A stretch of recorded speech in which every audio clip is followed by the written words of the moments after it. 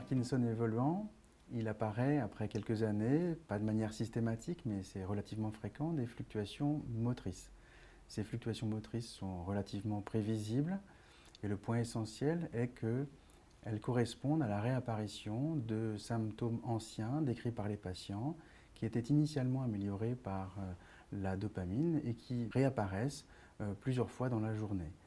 Ces symptômes gardent longtemps un lien avec la prise du traitement, c'est-à-dire que 3-4 heures après la prise de dopamine, les patients voient réapparaître leurs symptômes. On parle alors de fluctuations qui sont prévisibles. Les patients alternent des phases où ils se sentent bien et des phases où ils se sentent moins bien. On parle alors de phases plutôt on et de phases off. Et elles correspondent en fait à une aggravation de la dénervation et à une hypersensibilité des récepteurs, c'est-à-dire que ces récepteurs vont toujours être sensibles au traitement, mais de manière moins prolongée. Dans ces situations, la prise en charge thérapeutique est relativement simple. Il suffit la plupart du temps de raccourcir la prise entre chaque prise de dopamine et parfois potentialiser l'action de la dopamine par exemple avec certains médicaments comme les inhibiteurs de la catécholéméthyltransférase ou la rasagiline.